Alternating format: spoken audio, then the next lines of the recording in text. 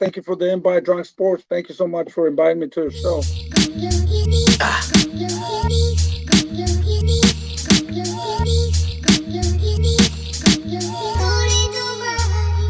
Who wanna spar? Spar with me, man. You can get scars when you snitch on a G and you don't have bars. No left hand, take a ride with me. Queen 7 train, man. Who wanna spar? Spar with me, man. You can get scars when you snitch on a G and you don't have bars. No left hand, take a ride with me. Yeah, Queen 7 train. Yo, you wanna spar? You wanna fight in the ring? All right, I want to welcome everyone back to Drunk Sports Combat, where we talk all things in the world of combat sports. Allow me to reintroduce myself. It's your boy Cash. As always, I got my brother Q, and back on the scene, crispy and clean. You know what I'm saying? Like Dreads from Black shit, man. You probably seen him on the Boxing Voice, analyzing shit, breaking shit down with Ness Danny and all them dudes. And I know if you ain't seen him there, I know you've seen him on the championship rounds, one of the dopest shows out here. If you a boxing fan, true boxing hardcore, you'll love his show. If you're a novice, he'll educate you. You know what I'm saying? It's my brother, the one and only King Amin. What's going on, fellas? Oh, salute, man. Thanks for having me, Q. Salute to you. You know what I mean? It's the first time we in the dungeon together. We're going to put the pads up to see how quick we can get to it and all that, you know? little sparring and shit. That's it, right? You know what I mean? Let's just get right into the shit, man. This weekend was a really good card, man. You know, PBC been taking a lot of shit lately. You know, they got the whole network issues and, you know, the whole too many fighters, not enough networks and dates and times and all that shit. But they put on a really good card, man. I enjoyed this card, and we, you know, before we started in the pre-pro meeting, we were kind of talking about, you know, Thursday. A lot of people last Thursday, you know, with that Formula One shit, the Shakur shit. A lot of people, you know, were unexcited, you know, for lack of a better term. You know what I'm saying? Some of the purists like myself and you guys, I know we enjoyed it. You know, we enjoyed the sweet science, but you know, a lot of people were disappointed. But whoever's disappointed and they tuned in this week, they didn't have no problem with action because it was action galore. Correct? Let's start from the main event, then we'll work our way backwards, you know, to the undercards and some of the prelims. The fight, a lot of us been waiting for. You know, all throughout the years, we've been waiting for, you know, the top guys in 168 to go against each other. You know what I'm saying? The Jermall Charlos, even though he's 160, he moved up. Jermall Charlo, the Caleb Plants, you know, the Benavidez. Morel's a new player, kind of not a new player, but he's kind of new in the top echelon mix. You know, and for a while, I felt like everyone was sitting around and waiting that no one wanted to fight nobody because everyone was kind of waiting for that Canelo lottery ticket. That was kind of like the narrative, right? Well, now these guys are starting to fight each other. You see Benavidez, he kind of reminds me of Dev a little bit. He wants to smoke with everybody. He fought Caleb Plant. You know, he went and fought Andrade. A lot of people have been avoiding Andrade for a very long time. You know what I'm saying? A lot of people, they like the joke, call him the 35 or 40-year-old prospect. You know what I'm saying? I just think he's been avoided because he's got that weird style. I mean, I want to start off with you, man. Me and you had interviewed Jose Benavidez Sr. So we kind of had some insight before the fight to both the Charlo and the Junior fight and the Benavidez and the David and the Andrade fight. What was your thoughts on the fight on Saturday? I gotta tell you, you know, and it's funny you say that because it was in this very same venue. I had the pleasure of sitting down with Jose Sr. So he had a plan. Mm-hmm. He had a game plan. He had an idea, and you know, when he said they picked this fight, they were the ones that sought out Boo Boo. Hats off to him for doing that. Mm-hmm. I'm glad that it was a team and a fighter like Benavidez that's coming through and really going to give us some clarity at 168. Because sure, when Canelo came through, you know, he was punching the tickets for everybody. You know, Oprah, you get a Buick, everybody gets a Buick. But you know, that situation kind of failed itself because as much as we would have liked to believe he was daring for greatness, he was kind of snubbing the greatness of a young fighter like David Benavidez. He was dismissing David Benavidez, right? Way back from when he was over at Golden Boy and they couldn't get it together over there. They was trying to take a shit on David Benavidez, right? Mm-hmm. So now we have this evening where it came that two fighters that Canelo avoided, both David Benavidez and Boo Boo Andrade. And I got to say, Canelo might have had a chance against Boo Boo if he wasn't so afraid because, you know, Canelo is a serious fighter. He's become a prize fighter. But what I saw from Boo Boo against David, I saw some things that I think would have given Canelo problems. Now, when it comes to David, this is my issue. Mm-hmm. I no longer have anything wrong with him. I tried to, and I can admit, I not that I found or tried to find things wrong with him, but I was in the echo chamber too. He's flat-footed, slappy kind of punches. Yeah. You know, can he make weight? Yeah. Yo, he's exceptional with his combinations. He knows how to pace himself. His accuracy, he kind of favors the body more than head hunting. Yeah. He's nasty when he put he like hurt him up like. Yeah. And can I say this? Because Q, I want to know what you think as well. He did himself a favor by aligning himself with Mike Tyson. Now, Deontay Wilder kind of missed the mark on this. Francis Ngannou picked up on it. All of a sudden, Ngannou was ranked number 10 in the WBC with a little of that Mike Tyson shine, right? Mm-hmm. All of a sudden, you get the name the Mexican Monster, and you can't even avoid it. Yeah. Now the shit is so real. First thing he do, peel his gloves off and go pay homage to Mike. Yes. Yeah. And he ingratiates himself with our people too. Q Puerto Rican, but I'm black, you know what I'm saying? So that's like, you know what I'm saying? I thought that's dope marketing, you know what I'm saying? Real talk. Yeah, nah. And I just think that for as many things as we was trying to find wrong early out, we thought, you know, Caleb Plant was going to be the test. I thought Boo Boo, and he did present his biggest challenge. I kind of got no questions about David Benavidez point blank, period. Yeah.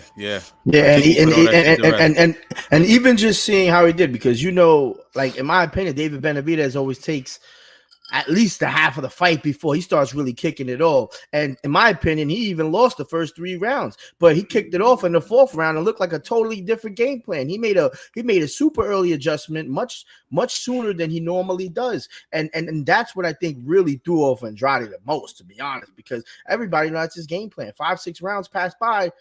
It's looking like a draw, and then that's when he always fighting from behind, but he's such an ill fighter with stamina and power, and he just fights differently, and he looks like he's like 6'4" when he's in that ring. Yeah, he looks bigger than 6'1". Yeah, he's lanky and shit to reach and all that. Yeah. You know, and I think that's what threw it off too. You know, I really think everybody, when they fight him, they think he's just gonna slack it off. Except, you know, when he fights fighters like Caleb Plant, who just want to get punched in the fucking face all day. You know, but eventually, you know, you're gonna have to fight a fighter like David Benavidez, who's probably gonna tag you more than you're gonna tag him, and it's gonna show throughout the end of the fight.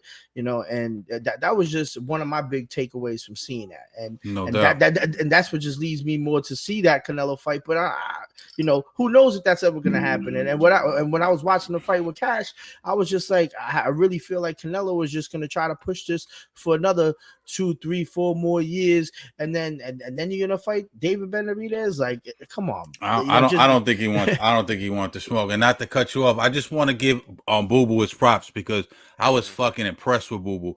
Like, I texted Andre Rozier today because we were supposed to get him on the show a couple of times. It's just a scheduling thing, but I texted him, congratulations, and keep your head up, and tell Boo Boo keep his head up, because as much as he got beat up, I thought those first couple of rounds, like you said earlier, he showed me something. You know what I'm saying? Absolutely. He was crispy, 4-punch combinations, pivoting, moving in and out the pocket. I thought he kept Benavidez guessing the first couple of rounds, because he would fight on the outside, and when Benavidez would try to find a range, then he would go in the phone booth with him. So he kind of kept him guessing the whole time. I looked at Roger Mayweather. I saw Roger Mayweather on Fight Hype or Fight Hub, one of those, and he gave Benavidez a lot of praise. He said that Benavidez reminds him of his nephew Floyd, because he takes a little while to download the information, and, you know, so he might take the first couple of rounds off. He might lose the first 3 or 4 rounds. Floyd was notorious for doing that. You know, Floyd just processing everything, and then he's figuring out how to make the adjustment, what punches to throw, where you're going to be, how to time you. But I think David Benavidez started a little bit. Normally he takes 5 or 6. You saw a Caleb Plant.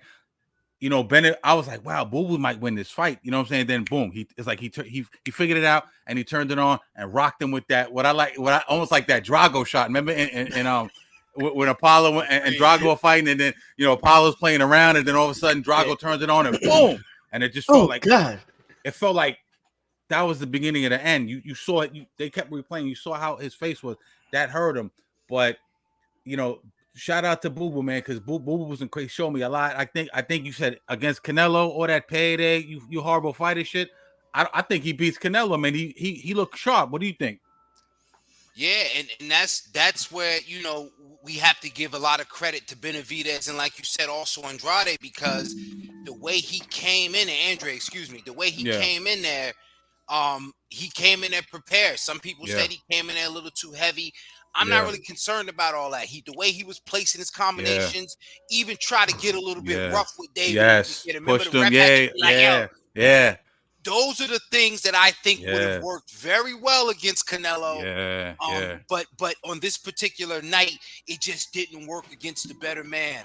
Again, a man that was prepared with this, we can call it downloading. I think in that fourth round, that shot, then he started going to the body, which we were all anticipating. The body opened everything up because Boo Boo was moving, and then he started not to move. One thing I didn't like, and I'm just saying this had nothing to do with Benavidez. How the fuck Tony Weeks going to tell him, it wasn't that bad. You all right. Yo, that was crazy. Yeah, that was crazy. Yeah. Then he was like, all right, give him some time. Yeah, that was good point. Right, Q. We were like, what is this dude talking about? Yeah, I'm like, how does he know? Like, did he take the punch for me?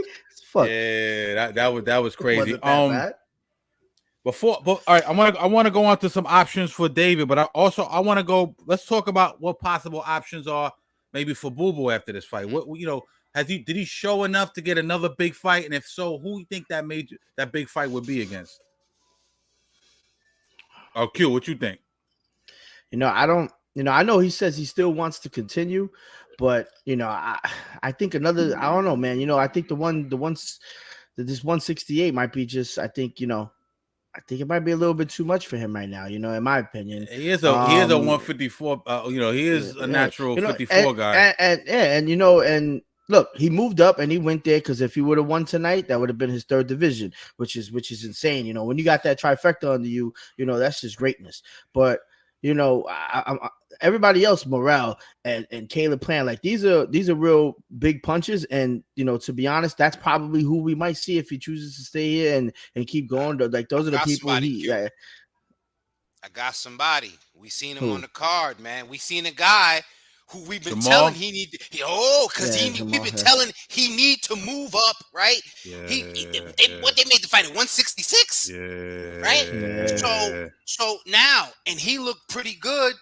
They were pretty friendly, right? Now remember, that was different. Now, they hugged in the locker room, and even though Jermall didn't really want to show Jose, he kind of was like at the end of the fight, he was kind of shitting on him, like. But then he he showed him love. Not to cut you and me, I just wanted to say this. You don't think that the narrative is going to set up the Caleb Jermall fight? Because Jermall, let's talk about Jermall for a second. Jermall looked fantastic. For someone who's been out the ring for 2 years, I was impressed. I think he got loose after like a round or two. Combinations, he looked strong. His combinations were crisp. His counter punching was swift. I was fucking impressed with Jermall. What did you think? Nah, he looked amazing. This is what I'm saying. He looked amazing. He was hooking. He's pumping the jab and then fading it, then hooking with it, coming with an upper, playing around like a one-armed bandit, right? And I'm saying Caleb Plant is an important piece to all of this because bring it back to Boo Boo. Boo Boo and Plant is a great fight.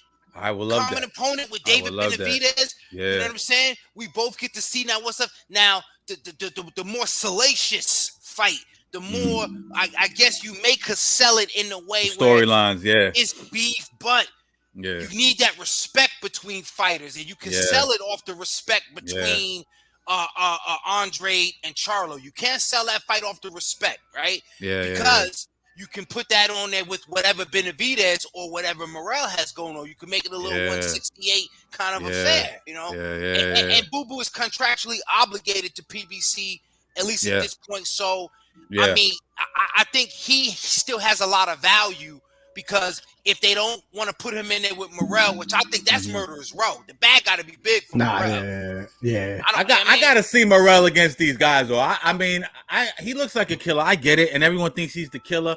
But I need to see a couple. I need to see him against some higher competition. I want to play this clip real quick. I mean, and then I want you to speak on this. It kind of ties in to what we're talking about. This is a Sean Porter talking about whatchamacallit, the fight between Benavidez and fucking Boo Boo. But I interesting perspective on this. Take a listen. Now let's get into the main event. Demetrious Andrade, one of your good friends. Yeah. I remember actually seeing him training for the Billy Joe Saunders at the Porter High Performance Center before. Yeah. I remember that. And now fought David Benavidez and Andrade started off pretty good, and then just out of nowhere. Listen, I got a really good friend, and we're both great friends with Boo Boo. You know, my friend is kind of like stunned at how he slowed down, or as quick as he slowed down, and you know, everybody's like his strength, and he was laying on him, and my dude is like, well, I didn't see that, but he still slowed down. How? You can have all the experience that you want. Boo Boo has done everything that you can do in boxing except fight at a high level against high competition consistently. So the things we don't know, or I'm going to break it down to you, the things that you don't know, when you haven't had to perform at this high level, your mind, that's exhaustion. You're physical, you're tense, you're waiting on that moment, that shot, all these kind of things. He wore himself out just as much as David did. The reason I played that, because we were talking about Morrell, I think that might apply to Morrell. He hasn't fought this competition at that consistent level. Yes, he looks like a killer, but I ain't seen him in there with the other killers yet. What do you think?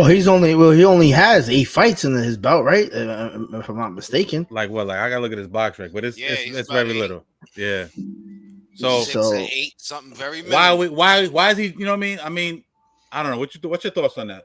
Because I think, you know, he's going to come in there as a puncher, and with those few fights, I mean, that's his game so far. Of course, you know, he's Cubano, so the idea he can box, but that ain't his intent.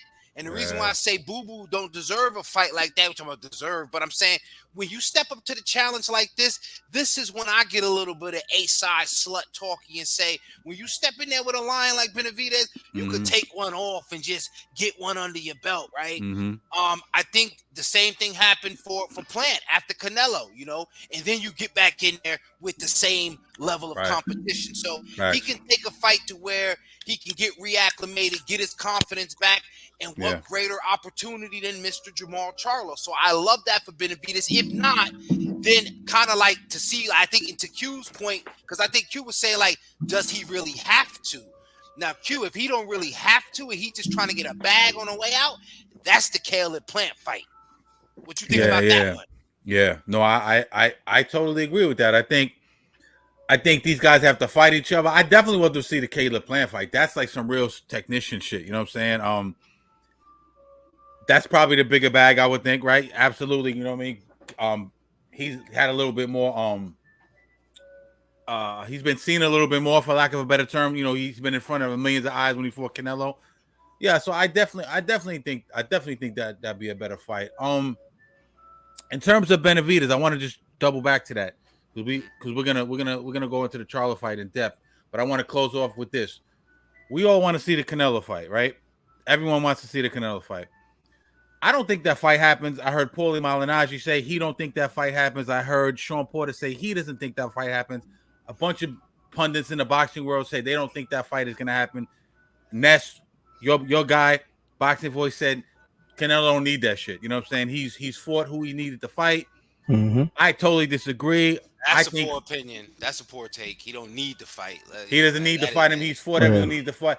He basically saying it's a dangerous fight for Canelo. And he's going to get hurt if he fights him. I think we need to see that fight. I think the walls are closing in on Canelo. I don't think there's any way it can go. You probably, I text you right after the fight was over. I said, yo, he's on the phone with De La Hoya right now trying to set that Munguia fight up. You know what I'm saying? He washes Munguia. It's a tailor-made fight. No lateral movement. You know, no head movement. Flat-footed. He washes him. He can go a Charlo route, right? But other than that, you're not going back up to 175. You got the straps. You're not going back up to 175. You're not going to deal with Bivol and Benavidez and all those guys, right? You're the undisputed champion. the walls are closing in on you. You almost gotta fight him. What do you think about that? Yeah. And that's why and just to tack on to include more information, even hearing Benavidez speak at the end of the fight, it sounds like he's gonna move up. And we all know he's gonna move up. How soon he's gonna move up? I see him fighting maybe one more, max, maybe two at 168, and then he's gonna go to 175. If you don't get, if he doesn't get the Canelo if he doesn't get the Canelo fight, and he's right to do so, because like, what is he gonna do? You don't fight.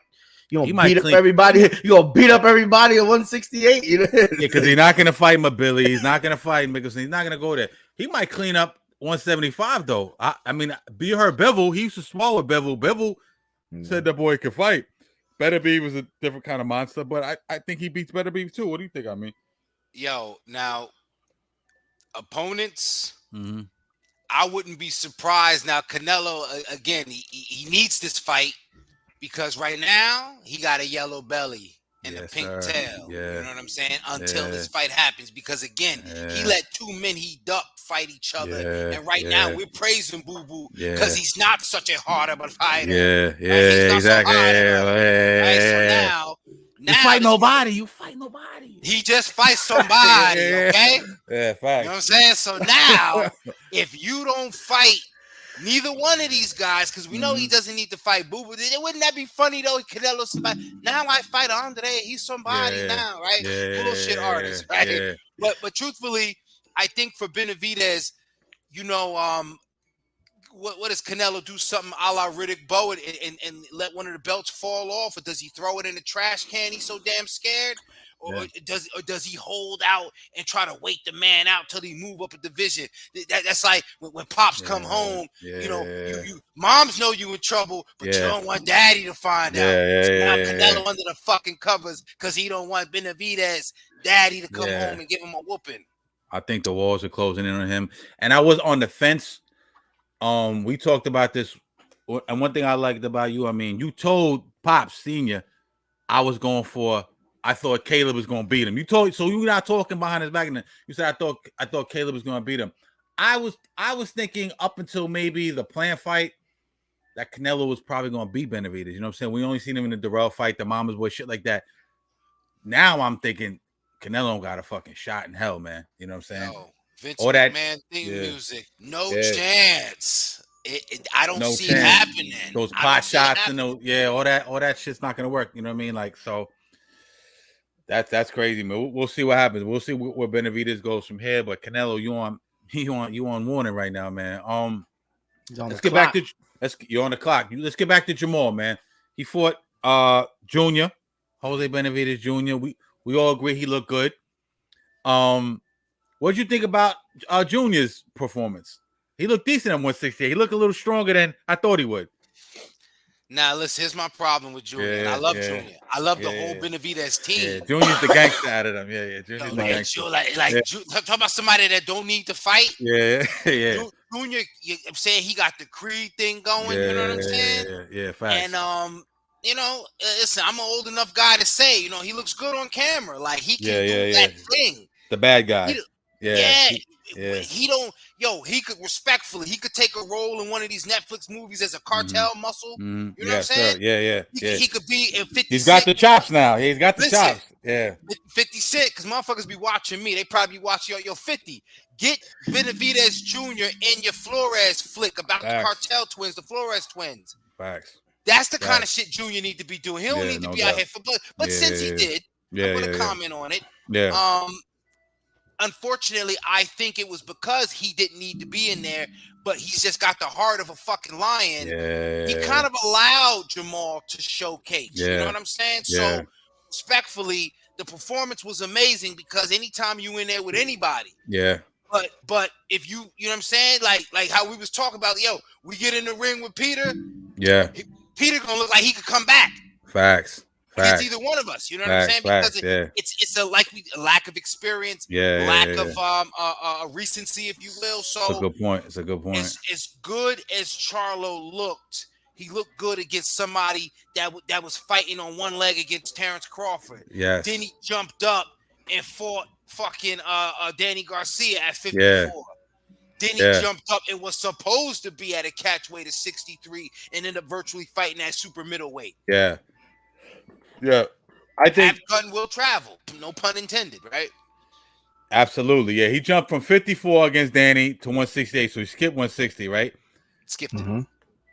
At this point, I really don't. What does he like? What does he really do? Like, you know what I'm saying? At 160, I mean, he's gonna stay at 168, maybe drop because 160 is kind of light. Maybe goes down to 160, maybe get some fights over there. I don't know. 168, he's not gonna fight any of the top guys. Like, so shout out to him. I respect that click. You know what I'm saying?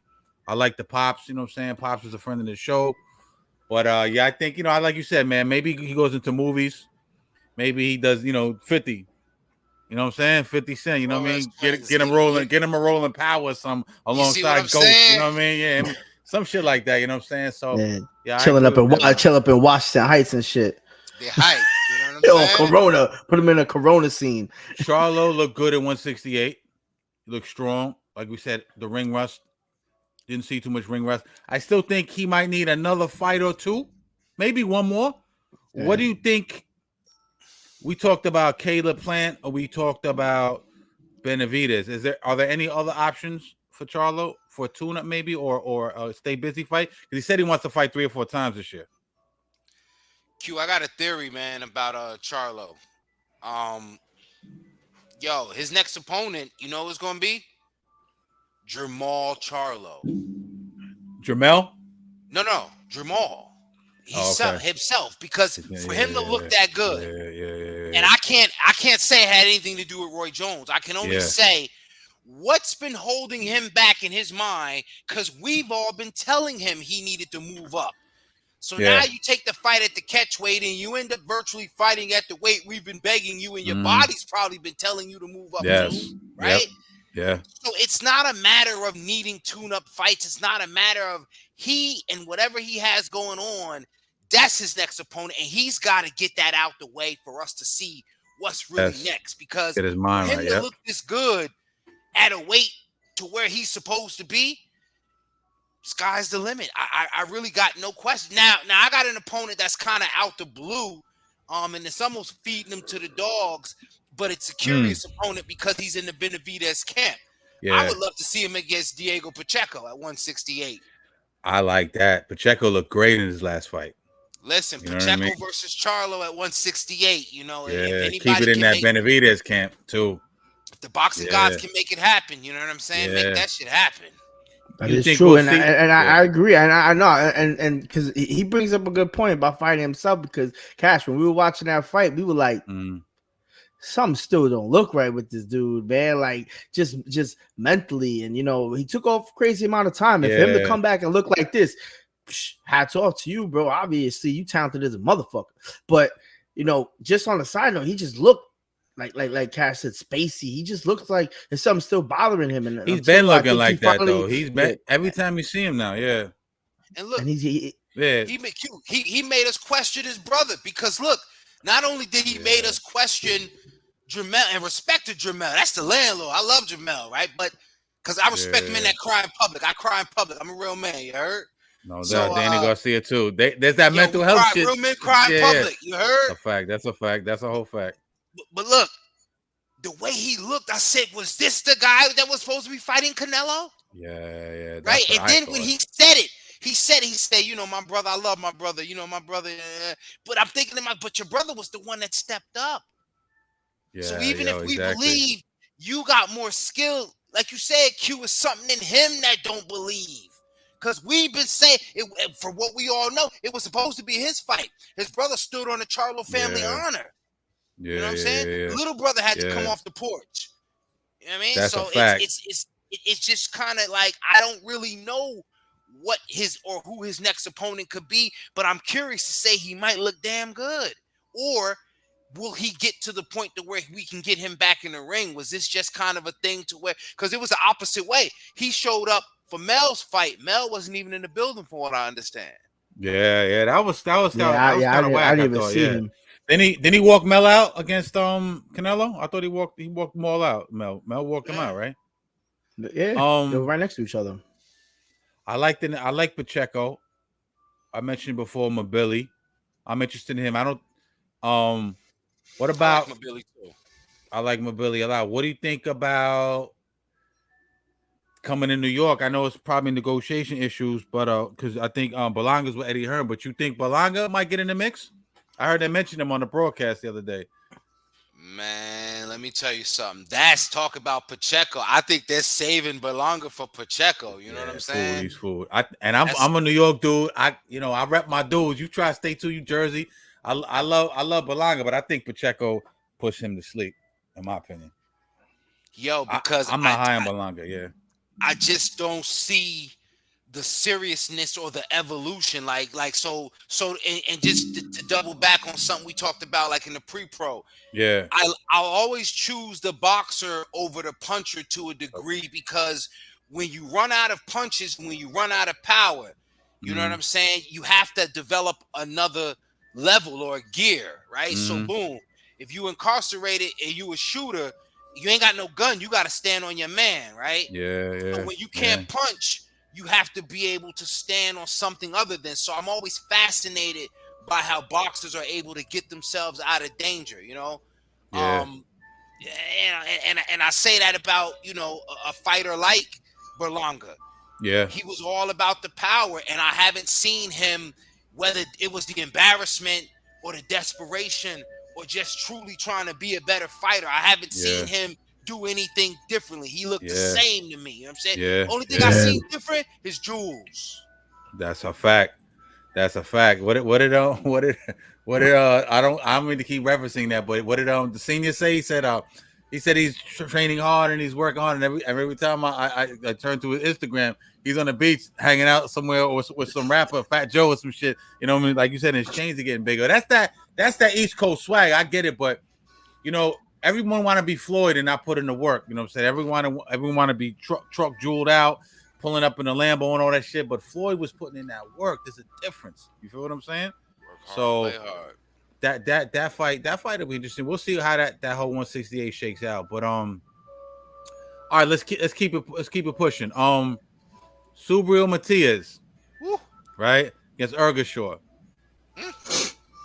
Q, I'll start with you this time. Very interesting fight. Hold on, my audio came out. He got laid out, but he started off very well, Ergashev. You know what I'm saying? A lot of crispy combinations, short punches, not a lot of looping shit, short and tight, powerful shit, phone booth shit. But he couldn't sustain it. You know what I'm saying? And he winds up not coming off a stool or whatever. Q, we watched that together. What you thought of that? I thought that was some funny shit, man. Like that dude. You Puerto Rican, so I know you was excited and shit. No, yeah, of course, man. But like, he showed me some shit, but he still got to show me some more, because there's a lot of great fighters in this division, and this dude Ergashev, I think that this is just such an easy win. Dude punched himself out in one round. He looked like he just decimated himself. Like, there were some people who had him winning that fight though. Ergashev. Yeah, one round. No, I'm saying like coming into the fight, there were some people who picked him. It was on that Ergashev bandwagon, man. Yeah. And I don't know what he be doing before or after training, but obviously the homie ain't got no stamina. But Matías did. You can see he has power, and I'm waiting to see who he's gonna go right now, because I think he's only ranked like 12th or 13th or some shit. But he got some belts, and there's a bunch of other people with some ill skill. Matías got the WBA, right? What does he got? The WBA? IBF. He got the IBF. So, I mean, yeah. He called. Who did he call out? Did he call out Tio? He called out Tio. He called out Tio. He called out Haney. That shit was funny because he was like, "Come get the belt. Come fight me." And then, but then the dude was asking him a question. He was like, "Huh? What is it?" You know what I'm saying? So he worked on that little sentence when he was joking. He worked on that sentence. But that's it. Listen, before. Where does he stack up at 140, man? I don't think he could beat Haney. I know he can't beat Tio, because if you want to get in the phone booth with Tio, he's gonna get laid the fuck out, because Tio's a boxer puncher. Who else got the belts? Tio, Haney. You got him, and then you got Rolly, right? Rolly got the other belt at 140. No, O'Shaquie Foster's got the interim. Yeah.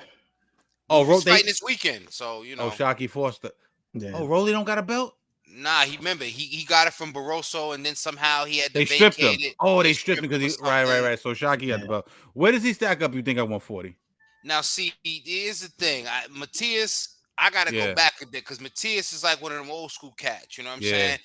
He like an old school poppy. You know, every old school poppy, they got a body. You know what I'm saying? Facts. Like, yo, Matias, he's an old school poppy. Yeah, you know no what I'm doubt, saying? no doubt. And I don't say that with any sort of pride. I say it because the reality is it's something in those punches.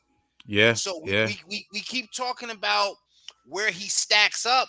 And again, I'm more likely to favor, excuse me, the boxer, but I've come to recognize homeboy stay strapped with it. He do.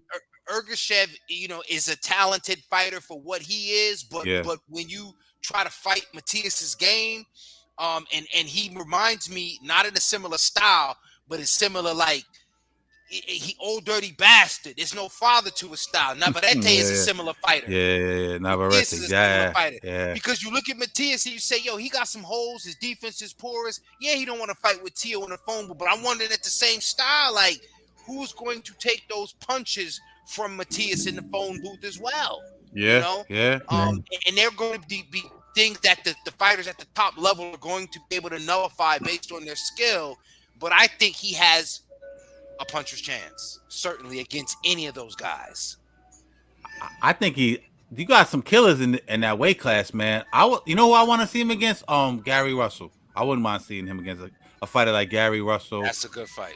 Right? You know what I'm saying? I think Gary kind of needs to step up in competition, and I think he's ready. Or my man Richardson Hitchens, Brooklyn's finest. I wouldn't mind him seeing him against Hitch. That's a real good fight too, right? We'll see what Prograde does with Dev. Even Ramirez. I mean, there's a lot of dudes over there, man. Yeah, Ramirez and Zepeda, you know, Zepeda, yeah. Fucking I'm interested to see what he does, man, because like you said, Ergashev, yeah, there was, you know, he was hyped up coming into this fight, but I think I'm not sold on Matias yet. I do like him, but I'm not sold in terms of with the big dogs. You know what I'm saying? Anything else on Matias? Guys like that, one thing before we roll on him, they have to be disproven to us, and I think we got to be careful because that's the same thing we said. I know I did about Benavidez. And I'm glad to be wrong. You know, I said, nah, man, you know, David's flat-footed. And David kept showing me things. And I think for long enough, again, after even the tragic event at the hands of Matias, he showed us that he still got things to develop, but he's very much at the level, you know, and he's afforded the opportunity for somebody to prove those of us that are on the bandwagon wrong, because I'm on the bandwagon. You know what I'm saying? I'm down in Loíza with him. You heard? Yeah, that's what I'm talking about. You know, we need somebody, man. I was there two summers ago. I was in Loíza. They all look like me. Yeah, no doubt. That's why we there. Shout out to Subriel, the real deal. Yeah. Puerto Rico. That's what that shit is. You know, I tend to agree with you. I mean, I just think, you know, I seen him get dropped against who dropped him? Ananyan, right? Ananyan dropped him, and he beat him the first fight. He comes back and he beats him. He likes to fight in the phone booth. He can take some shots, and then he'll come back and he'll give some shots. You know what I'm saying? That's like his thing. I just think that with a dude like, and I know everyone thinks I'm like the super Devin, you know, ball hugger. I'm not. I just think his skills are superior. I don't know if he can beat that boxer. I don't know if he can beat that technician. You know what I'm saying? Now, we're gonna see a lot about Dev when he fights Regis. A lot of things are gonna be not to cut you off, Dev, but a lot of things are gonna be told when he fights Regis. You know what I'm saying? Now, do you think this could happen? Because, and this is something I was thinking about too, because, you know, Ryan Garcia is going to take a fight, right? He's about to fight soon, and then he's probably going to go for another fight. He's going to watch the watch there. You know what I mean? Like, you think he's gonna? You think his? You know, you think Ryan Garcia is going to try to get that belt from Matias? That I want to. Nope. I'm looking. I don't think he don't want no part of that right now. Risky. Yeah, too risky. Think it's too risky right after? You think but like, I think he's gonna probably fight O'Hara Davies because he's on that card next week. He'll go for somebody like that. De La Hoya is very, you know how De La Hoya moves his fighters. He don't have too many fighters left, so he moves them very strategically. That's what I was about to say, because he's very restricted on like how his fighters are gonna fight, and you know what I mean, like it's just unfortunate to see that, man. The whole Super Bowl weekend, you know, him and Tio. I never believed that shit for one fucking second. That shit was all hyperbole, man. You know what I'm saying? But, you know, I think I heard you guys say Ryan washes Duarte. Is that what we going with it? I think he does. You don't think so? I don't know, man. I think Duarte's a very tough opponent. He's coming in there. He don't do nothing but knock everybody out. Yeah, You know what I'm saying? But I think he's handpicked. I think Daylight's not going to put him in there with somebody they don't think he can outbox. And so I'm of the other variety where I'm like, I think he'd have a better chance of outboxing a Zepeda, but I think Duarte's a little bit more of an American style fighter. Is that he got knockout power, but he ain't necessarily going to sell out without being able to draw Ryan into a firefight. Yeah. Zepeda, I think Ryan has an easier chance of kind of, treating him a little bit because Zepeda going to duck his head down and do, you know what I'm saying? But It's just watch him, though. Yeah, I think Duarte is a little bit more of a dangerous opponent, and I think that Oscar did this on purpose because the love affair is over. You think he's cashing Ryan out? Listen. Oscar's ready to treat Ryan like Diddy did Cassie. Oh my God! Shit. So you go on a record? You say Duarte wins? I don't know. Does he win? But I don't know. Does Ryan win either? Ryan's in a freak off, my friends. And it's gonna get nasty in there. You know what I'm saying? So where are they at legally? I thought they settled their shit. Are they still? See, legally, again, I'm not the paper gangster, but the relationship can never be repaired. Once I think Ryan made his mind up that he just don't rock with Oscar like that. He made his mind up that Oscar's against him, and he can afford to do business. But Ryan also understands that he is a bit of business himself. So, however, Ryan, they kind of put it out there. Ryan's got somebody in his ear, according to Oscar, but maybe that's just Ryan finding a sense of confidence to say, I know who I am and I know what I'm worth. 1 loss or 2 losses, I'm Ryan Garcia, and I can get a bag for that, and I can't let you do me like that. And, of course, as a promoter, is Oscar's job, because if this was the industry, I can't just let you off the fucking label because you want to go. And I gotta move you a certain way because I lost Canelo. I lost my big breadwinner. They were kind of moving him to be that big star because he's a pretty dude. The whole. He lost Tanisha Estrada as well. You know what I'm saying? He lost some bags over there. They put him in with Fortuna. Fortuna was kind of washed at that point. They strategically moving him. But here's my thing. Like, if he loses to Duarte, he might as well talk to 50 and get a part in the New Power Series too, man, because his stock is all the way down. Like, who's gonna want to fight Ryan at that point? He's not gonna get the Tio fight. He's not gonna get any of his class, the Shakurs and the fucking Devs and the Tank. Like, well, he fought Tank already, but you know what I mean. He's not in that class anymore. You don't think? I think Oscar's okay with that though. And maybe I'm putting more malicious intent in Oscar's head than not. You might be I right. say that because Oscar has never been afraid, actually or otherwise. Remember what just happened to Alexis Rocha? Yeah. Against Santian, right? Yeah. Whether it's good business or bad business, you eventually, because he don't have nobody to work with, he's got to match you up against whoever he got over there. Yeah. Or he got to sell you out. Who do you think Oscar's focusing on? Floyd Schofield? Is he going to try to build him? Who's the guy over there at Golden Boy that's going to take the throne, take the mantle? Schofield? Mm-hmm. I like Floyd. And what's I left like of Floyd. Zepeda? That's interesting because the whole not a lot of black fighters fuck with Oscar, so it's interesting that they decided to move with him over there. You know what I mean? Well, it's funny, man. It's because they kind of did like a swap, right? Oshaki Foster left. Yeah. And then he went to Top Rank. He's in Top Rank now, right? Yeah. And but listen, man. It's like anything. It's a quota. You know what I'm saying? You gotta have one black fighter on there. You know what I'm saying? Like, it just. And I'm not saying that on no funny. I'm just being real. Like, some affirmative action shit. Yeah, why not? No doubt. Especially with the emails and all that shit. He's got a it's funny, but it's kind of true. You know what I mean? But also, I think he recognized Oscar's not a stupid guy. He recognized the talent of Floyd Schofield. You know what I'm saying? Oh, absolutely. And again, if you can get a talented black fighter, then that, you know what I mean? Even when I say that, though, think about it like this. On the lowest level of boxing, you could be somebody's nephew. If you're the man in a small town, they can prop you up.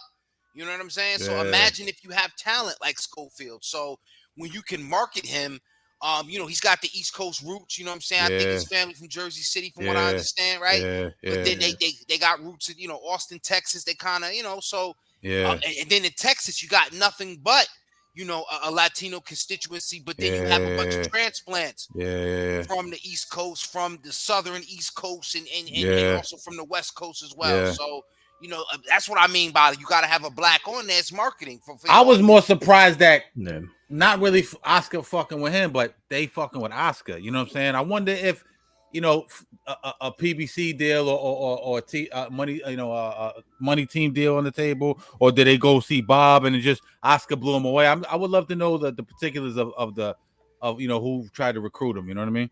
Well, remember the flip side with Oscar is you have Hopkins in the mix as well. Yeah, he can recruit the brothers and shit. You know what I'm saying? Yeah, so you have those layers to where you can look at it and you say, well, look, who do I feel comfortable dealing with? Do I have enough people with me that can deal with the snakery that's top rank? Top rank is a little corporate. You know what I'm saying? And they stack, and they're stacked too. So they're stacked. So you're gonna be fighting to get on over there. PBC is too imaginary. You know what I'm saying? It's like ain't nothing too concrete. Or respectfully, you gotta be one of Al's boys. You know what I'm saying? And there's too many fighters over there too. They're stacked too, and they don't have they don't even got a network now. Who knows what they're cooking up? But you hearing Prime, you know, this other shit. But and they don't develop talent. PBC they don't develop prospects well at all. Top Rank is the best in the business at developing the fucking prospects, man. You know what I'm saying? Abdullah Mason, my boy Shushu. They have a fucking shitload of fucking what's his name? Floyd Cashflow Diaz, all them dudes, man. You know what I'm saying? They got a ton of fucking guys, man. I definitely like. They almost got like a farm system. Top Rank. Absolutely. And I was drinking the PBC Kool-Aid a couple of years ago. You know what I'm saying? I was more on the, you know, I'm fucking with Al, and you know, I wasn't really rocking with Bob like that, you know. But and you know, everyone was trying to shit on my boy, what's his name? Barbershop Conversation, my boy Fred. You know what I'm saying? But Fred seemed like a genius right now. You know what I'm saying? I just talked to Fred before the show too. Shout out to Fred. He's gonna come on next week. But you know, PBC. I think, you know, we got to see what happens with them, man. But I don't want to digress too much. Let's finish the card. Lamont Roach fight. What was your opinion on that? I was happy to see him get a strap. I thought he won the fight. Little controversial. Rabbit punch probably put judges over the top when he knocked him down. What was your opinion on the fight? I mean, and then we'll go to you, Q. I was very surprised at what people had to say about it. They was talking about it was a boring fight and all these kind of things. I actually like Hector Garcia. I gotta be transparent, man. I was pulling for Hector Garcia. You know what I'm saying? You know, but I'm not mad at all at Lamont Roach. I know he's been. I think he's also a former Golden Boy fighter, I believe. Yeah. He fought. Now he's on PBC. I think his last fight was on Golden Boy, was on the Ryan Garcia undercard, I want to say, with against Javier Fortuna, I want to say. I think maybe was it the Tank card? No. It's been a while. I think it was so he's a Golden Boy. He was a Golden Boy guy, But to our point, you know, a fighter like Floyd Schofield, you know, can get a situation like Lamont Roach, because when you're on Golden Boy, you don't get buried. You know what I'm saying? You could get off there and you still got to build yourself up. So Lamont Roach took the time to build himself up, and look at what he's done. He's representing the DMV. You mentioned another DMV fighter in Gary Russell. So, you know, shout out to the DMV. I don't think they had no champs out there since Lamont Peterson and his brother. Shout out. I lived in Virginia for 10 years, so I lived in the DMV. So shout out to all my brothers in the DMV. You know what I mean? Absolutely. Absolutely. Lamont Peterson, But I'm happy for him. You know, 130. Now listen, 130 is just as crowded, right? And actually, Shakur was in the DMV for a little while. He was in Alexandria for a hot second before he moved out to. I think when he left Jersey, he was in Alexandria for a little while, Virginia. But but now where did he go from here? He got a strap. Are we going to unify? Is he going to try to unify? What do you think? No, I don't think he wants any smoke with Navarrete. Tell you that. I didn't think Navarrete looked particularly good in his last fight. I mean, I know he's a monster and all that shit in terms of angles and power, but that motherfucker was eating Twinkies 10 minutes before the fucking fight. You know what I'm saying? So Navarrete, I feel like he needs to get his shit in order a little bit. I think he needs to take it a little bit more serious. But Navarrete is a beast, though. Yeah, Navarrete is a beast. You got Oscar Valdez, right? You got Joe Cordina as well out in the UK. Joe Cordina. Who's Cordina with? He's with Matchroom. He's with Matchroom. That's Eddie and them. Yeah, you got Cordina with Matchroom. You got Lamont with PBC. Who got the other two straps? Foster with Top Rank and Navarrete with Top Rank. And Navarrete. Yeah. I mean, so then we got politics as usual. You know what I'm saying? So who on PBC? You know, PBC likes to keep their shits in-house. Who do you think he could fight on PBC right now at this point? Let me look up the rankings and shit.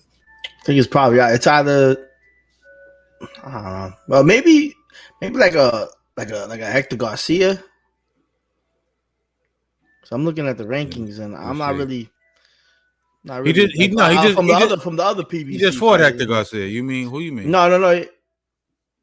Hold on. Are you talking about for his next fight, or you talking about next fight? Yeah, next fight. Yeah. Who was he match up well against? You think? I gotta look at the rankings. Let me see. While we doing that, what do you think about next week's card? I mean, oh man, listen. I'm definitely anticipating Devin Haney to put on a performance. No disrespect to Regis. Next week card is Ryan. No, that's this week though, right? No, that's this week coming up. Devin's the 9th. You got Shane Mosley Jr. on that card. You got Floyd Schofield on that card. But also is fighting O'Hara Davies, I believe, on that card. It's a decent card. Yeah, but O'Hara Davies is fighting Pop that fucking Rolly fought Boroso. So again, it is what it is, but it's like, come on, man, like that shit don't even look right. Again, I'm not knocking. Shit look funny in the light. Yo, and they got another prospect. What's his name? Darius Fulgham, right? Yeah. So again, Golden Boy, they pretty consistent with what they do. You know, I gotta really sit down and look at this card because I don't want to dismiss it because I did that one time and then last week it ended up being good. They had a women's boxing, not last week but the week before, so I gotta sit on this one a little bit. But I'm definitely, like I said, I got Ryan and Duarte pretty much 55-45, and Duarte, that 45 55-45 who? 45 for Duarte, 55 for Ryan. Okay. Ryan would really have to be disciplined and showing us that he's taking seriously what he's been doing with Derek James. And I'm not saying that he ain't, but I need to see it because one small mistake against a guy that's knocked out everybody, he's gonna get hit. Ryan's gonna get hit on the fucking chin, and he could take a body shot. What's gonna happen when he get hit on the chin? Yeah. With somebody that may not have had a vested interest to carry him a few rounds or do him any favors. You know what I'm saying? Yeah. Duarte's going to be in there like, yo, I need this motherfucker scalp. It's me or him. Yeah. I need to be going back to Oscar's office. You know what I'm saying? Drinking champagne with him, not fucking Ryan. So that shit, he ain't going to be in there playing no games. You're gonna see a lot about Ryan this week. To me, he folded against Tank. He could have got up. As soon as the ref counted to 10, he jumped right up. He was on one knee. So I think part of him feels like he went out like a sucker, in my opinion. So I expect to see, I don't want to say a different Ryan Garcia, but maybe a more focused Ryan Garcia. Hopefully correct some of the mistakes he makes, like drawing his head back. That's the knock on Ryan. Also, we're not counting Derek James. Now, no, everyone's going to shit on Derek James. Derek James is having, a streak of difficulties from Frank Martin to did AJ leave him? Was that the talk? That just talk? Didn't leave him, but he's reincorporated Ben Davidson because he's been more time in the UK. Obviously Errol, and Jermall. So Derek James needs to get a win under his belt, man. You know what I'm saying? You think that Ryan looks any different with Derek James at the helm? Yeah, definitely. I think he's going to show us some moves, but I just don't know if he'll stick to it. Now, what fighters tend to do is if what they've been taught is successful and they feel like it's been working, they can stick to it. And it's an easier sell for the coach. Yeah, you see what I'm saying? The jab worked perfect. Just, But I'm also concerned that Ryan might panic a bit or could get a bit overconfident, like any fighter could.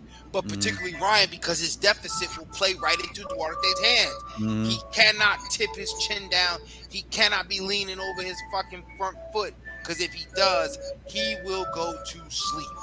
And if not, and he survives the fight somehow, he's going to have to really, really box in order to win on the scorecard.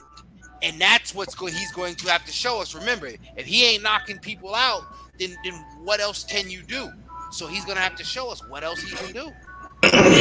Yeah. No, you're gonna have to make some adjustments. Like if he ain't making no mid-fight adjustments, it's gonna be. And I feel like Ryan Garcia is one of those, sad stories on the Oscar. Like this kid, I felt like they just kept him under the backpack too long and didn't let him, like I feel like his parents didn't let him play outside long enough, and now they're letting him play. But now he's seeing all the gangsters now. Shit. He just got 30 M's from the Tank fight. I don't feel too bad for him. You know what I'm saying? No, yeah. You know what I'm saying? He's gonna be all right. But I think Ryan got hard. I think a lot of niggas shit on him because they think he's the pretty boy and he's the Instagram guy. And early on, he's humbled himself out. I don't know if you remember this, and Q. Early on, he was a little arrogant. You used to see him on Instagram, flex his muscle to the chicks. And so he's humbled himself a little bit, you know what I'm saying? And I appreciate that. But I think Ryan is, I hope Derek and him institute some new tools, put some new tools in his bag, so to speak, because I think he could be good for boxing. You know what I'm saying? I think he could be one of the guys good for boxing, but he got to put the work in. You know what I mean?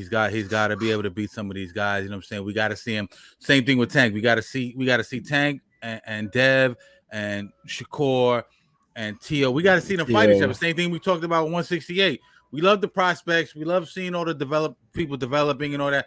But at the end of the day, we want to see the kings fight the kings. You know what I'm saying? So is Ryan gonna put himself back in that mix, or is he just gonna fizzle out? I guess time will tell. But doubling back to Roach, what do you think about Chris Colbert? I know he got something coming up. What do you think about after he fights? He's fighting Ryu, right? Ryu again? Yep. Yeah. That rematch. If he beats him, what do you think about him going against maybe Roach? I'm trying to look at some PBC fighters. I think that's a good fight. I think Colbert is another one of those fighters where it's like, hey, is he still in it to be in it, or is he in it because again, I do it every time. But shout out to Chris Colbert. He put in a lot of community service, a lot of community work out here in Garfield, New Jersey. He got Primetime Chicken, a lot of things going on. Like I love it. Yeah, but as I know, like anybody, you know what I'm saying? And I don't know if he got a kids and a lady, but you add that to it, I could understand why people have been questioning, is he 100% committed to it? Because he's doing pretty good for himself, right? Yeah. So the whole thing behind the Ryo controversy was, was he gifted that fight? He's gonna have to whoop Ryo ass pretty much for me to see that he's on that level again. Not just talk, not just the Brooklyn shit talk. He got to back it up this time. Yeah. That's that New York shit, niggas. I'm a New York nigga. We go to the court with the crazy hand, but you know what I'm saying. But can't shoot. You know what I'm saying. But can't shoot. You know what I'm saying. Crazy crossover. But then niggas shoot the bricks and shit. You know what I'm saying. That's that New York shit, you know what I'm saying? Shout out to all my Queens niggas. But I'm looking at this division, man. You got Albert Bell, obviously. You got Henry LeBron, who I'm a big fan of. I think Henry get his shine like that. He's still, he's still on the come up. But there's some killers and not killers, but there's some good fights for him at this weight class. You know what I'm saying? And I don't know if him and like you said, Shaqy Foster unified, probably not because of the politics, but there's some fights out here for him if what Oscar says is true, because Oscar's always preaching, yo, let's get together, man. You, Al Heyman, and Bob Arum, and you know what I'm saying? Like, and him and Bob do have a decent, I know he's a former Bob fighter, but business-wise, they do some things here and there. Al don't seem like he fuck with nobody like that unless it's a mega fight. You know what I'm saying? But we'll see. You know what I'm saying? We'll see. And then before we get out of here, we got like 5 minutes. Let's go to the Devin shit, because I don't know when we're gonna be able to talk about this again. The Devin card. Let me get your prediction on Devin and Regis. I saw the face-off yesterday. I loved it. The shit was dope. They promoting the fuck out of this fight. Yo, Regis is gonna be trying to maul him, but Yeah. I feel like he's just gonna be chasing him around. I got Devin by unanimous decision. You don't think Devin get in the phone booth with him at all? No. Dev look bigger than the motherfucker though. Pause. You know what I'm saying? Dev look like I want to see how that weight. He calling out Keith Thurman. Is that cap though? What do y'all think? Is that cap?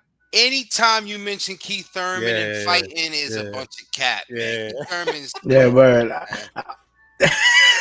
Yo, so I got Dev by decision too. Let me ask you this too, Q. I want you to chime in on this. Is that PBC card going down that same day with Thurman and Staniones and who was on that card? Thurman, Staniones, Garcia, and Laura. Was that card etched in stone or that's still talk? I don't know. I didn't see anything because I know you mentioned it and I was looking it up, but I think they might have moved that one around and then they pieced it up with the, like took some fights off that one and put it on that because they David lost Morrell joint. Okay. So whatever that Morrell joint out of the Armory is supposed to be they added cards to that one, added fights to that one rather. And that's the last Showtime one. Yeah, the last Showtime card, right? Yeah. That's interesting, man. Staniones and Thurman, you think it's a tough fight? Man, I hope Thurman get his ass beat. Do you? Staniones is for real. It's kind of like I think it's a tougher look than Charlo being out of the ring for 2 years and fighting Benavidez, man. I think I think Staniones is a tougher look than Junior. And I don't want no wish it. I don't say it because there's no animosity. I say it playfully, but I'm serious because it's like that. It's like that little dude that run his mouth all the time. It's like that little New York nigga. He talk mad shit to you. Yeah, keep talking mad shit. Get your hands on him. Yeah, he like, nah, I was just chilling. Like, nah, yo, you gonna make me rough you up because he was talking shit about Boots. He was talking shit about Bud. Yeah, he did. Just talking. So I just need to see him get roughed up. You know what I'm saying? Like, is it him or is it Al not being able to get him the money he wants? What is like? Come on, why is this like? And I beat this into the ground already. But why is there so much inactivity with Keith, man? Because he got paid good off the Pacquiao fight. And so now the price got to go up. You know what I'm saying? Like, but he wasting away. He wasting valuable years, man. But he wants to. He wants to. Everybody you know from New York that moved to Florida, they swear their money longer in Florida. So can you imagine? He got upwards. They say anywhere between 7 and 10 million. I know that was a while ago, but he a Florida boy. And he don't do nothing but write poetry and eat sushi and shit, right? Yeah, and climb the mountains over in fucking Nepal and all that crazy shit. You see what it was in the Golden Child. It's like $6 for the jewels and shit out in Bangladesh, whatever the fuck. You know what I mean? Like, there ain't no bread. You probably still got every bit of and it's Florida tax free. Yeah, it's no state tax. It's like, yo, you gonna give me the fight? I'm gonna keep talking shit because I could talk my way into a fight. Right? That Barrios win aging well though. For Barrios. For Keith too though. Barrios just got a big win. So now niggas are looking at Barrios a little bit different. Even though Ugas is kind of washed a little bit, but like, it's looking better on the resume now a little bit. You don't think? Nah, not for me. It ain't looking good for Keith because I'm gonna say, yo, you beat Barrios, cool. And you barely beat him. Yeah, you barely beat him. To me, when I say you barely beat Barrios, I can say, well, look what one fighter's gone on to do, and look what the other's gone to do. Yo, I put it like this, and then we can tell me to shut the fuck up. Floyd Mayweather getting ready to fight John Gotti III in the fucking rematch. When the fuck Keith Thurman gonna bring his punk ass out and fight? Boom. When? Tell me when. Yeah. Yeah, and I just checked up too. I didn't even see, like, I saw an article from October saying that he's gonna fight Staniones, but I don't see anything like really set. Like it says December 9th, but these dudes, like, I don't like the Danny Garcia Laura fight. At this point, these dudes are just looking for payday because they're really out the game already. I think Danny Garcia needs to just stop. Yeah, Danny got real estate. Danny definitely don't. He got the barbershop. He got the studio. He got his sisters rapping. Yeah. He got a tile company. Like, come on, bro. Like, yeah, he got hella real estate too. Every time you turn around on the gram, he's buying a new crib and shit. You know what I mean? His wife is like a like some type of big shot in the medical field or some shit. I think I don't know. You know what I'm saying? But sisters look official. You know what I'm saying? You know Shout what I out mean? to the twins. You know what I'm Shout out saying? to the twins, yo, for real, for real. He don't need to rap, but Dick, when you one of Al's boys, his check's waiting for you. You know what I'm saying? Laura's one of Al's boys. Anybody getting a check right about now, you one of Al's boys. Yeah. Last one. I know I keep saying last one, but last one. Boots. They call him Boots the email champ. Your thoughts on that? Man, I don't like that term. What I can say is that Crawford has the right after what he did to Spence. Yeah. He has the right to give away the belt if that's what he want to do. And I'm a say I love Boots. You know what I'm saying? I got, the backyard is Philly, but look, Bud is doing Boots a favor and allowing Boots to build his legacy on his own will. Because one may look at it as daring for greatness, but sometimes, man, shit don't be ready. You don't want to ruin a motherfucker too early. So let him do his thing off of his thing, and maybe on the back end, if Bud want to say, hey, come fight me, I'm an old man, but not this version of Bud Crawford against this version of Boots with the level of, experience. I get it, skill set and age and this and that, but I don't know, man. We could see a version of Terrence Crawford. We ain't never seen y'all put him in the ring with fucking Boots because we keep saying, or people keep saying that Boots is supposed to be the next one. Let's not get people hurt. You know how many times women done got their brothers hurt?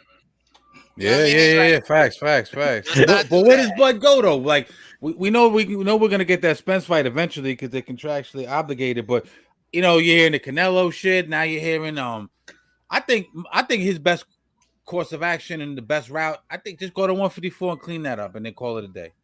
You know what I mean? Right? I think he really holds all the options. I mean, he could go to moving up is obviously idea. 54, he still got the thing with Charlo, for whatever belts are left, and then he could attempt to unify at 54. With Sue.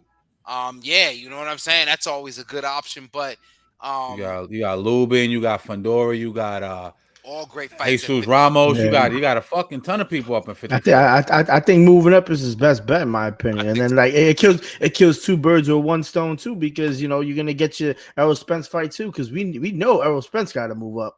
Like he didn't look good. Errol looked like he eating, man. I don't know about Errol, man. Errol might be at the game. Errol might be just looking for the check. I was like, yo, he gonna get his get back. He may not win, but he's gonna look better. But every time I look at some shit up Arrow, he don't look like he rocking right now. What you know what I mean? I don't know. You know what I mean? So man, like the accident might have fucked some shit up, bro. Like and we didn't see it because of the money, the silk sheets, like, getting up and running 5 o'clock in the morning in silk sheets is what fucks shit up.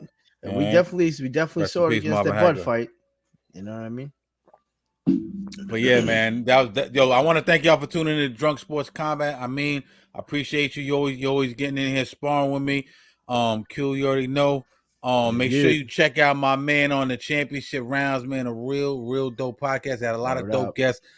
He schools me to women boxing. I wasn't even into women boxing before I started watching him. So make sure he's big on the overseas UK cards. You know what I'm saying? He's an aficionado on that. Somebody got to take care of the babies. You heard? You know what I'm saying? You know what I'm saying? Babies, Q. You gotta go to the championship rounds and check him out, man. It's a great podcast. He's been super consistent as of late, even more than Drunk Sports Talk. And I mean, I love you, my brother. I appreciate you, and maybe we could spar again in a couple of weeks. You know what I'm saying? Definitely. Listen, man, fellas, we got to link up. Q, my pleasure, man. My brother, pleasure meeting you. Yo, listen, man, we got to get down on some body power. You know what I'm saying? We got to talk about some things, man. We're going to get this whole thing straightened out with Berlanga and all the rest of the Puerto Ricans. Yeah. Get their ass in line. Yo, facts, because it needs to happen, son. Yo, I mean, I want to pop out there where you at, man, one day and break bread with you too, man. You know what I'm saying? Real talk. I know we said we was going to do that, but let's try to make that happen. Nah, for sure, man. Listen, just hit me up. Championship rounds on YouTube, King Amin Invest 1 on Instagram, King Amin Invest 1 on Twitter.